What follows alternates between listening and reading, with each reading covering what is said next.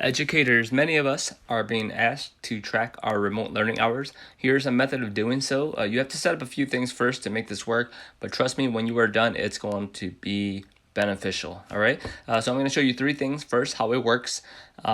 Second, where you can get it. And then third, if you need to create another button because you need to track something else. All right. For me, it's I mentor a new teacher, so I have to track our hours together because we get compensated. So first, here's how it works. I'm going to show you mine.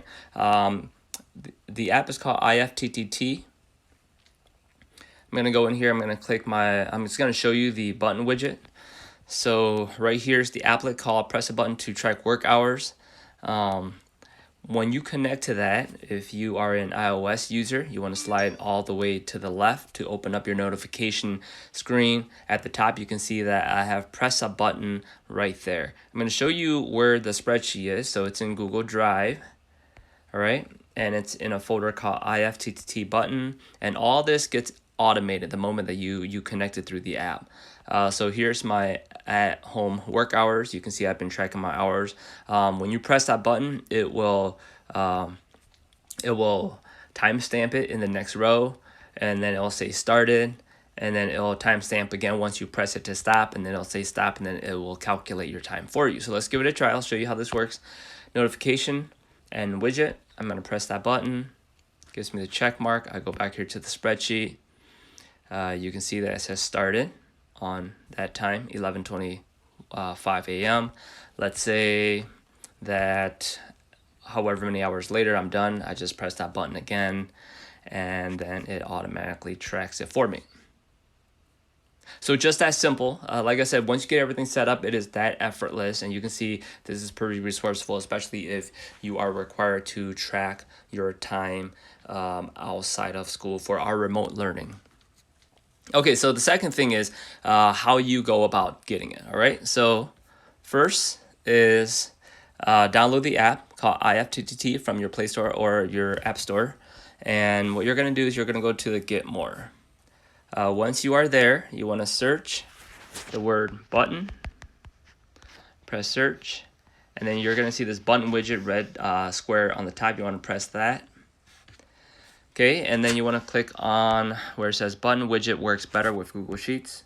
And there is your applet. So you can see that Google created this. Usually the creator will show up right there where it says press button to track work hours. So all you got to do is press it, and then you just got to slide the button over to connect.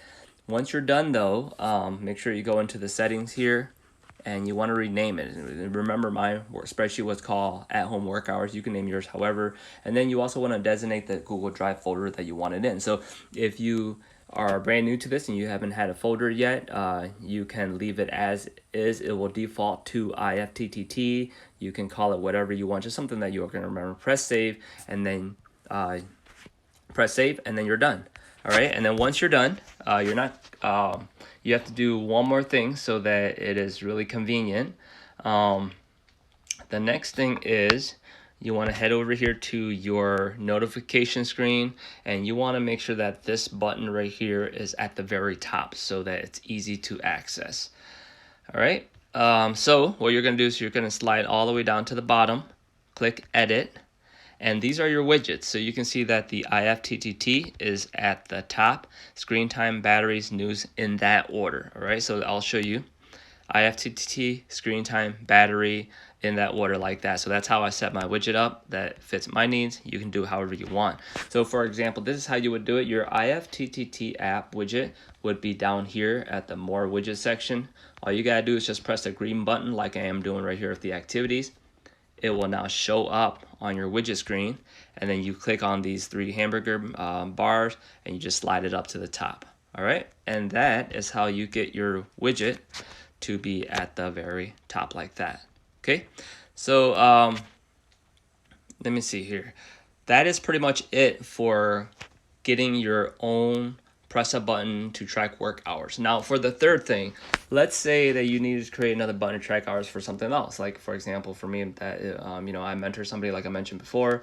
What you're gonna need to do is you're gonna need to create your own. All right, so you're gonna go back to the app, go back all the way to the beginning, and you're gonna go to Get More. Now instead of searching, you're gonna press the Make your own applet from scratch. There's a little black button right here. And then here is the programming code, if this then that. So you're gonna press the gray this.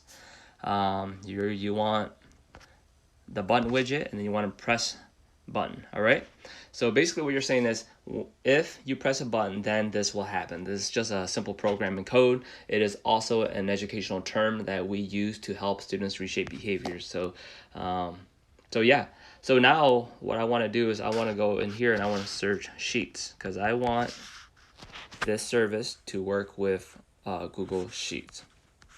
Okay, so let me just go back in here and go Sheets. Oops.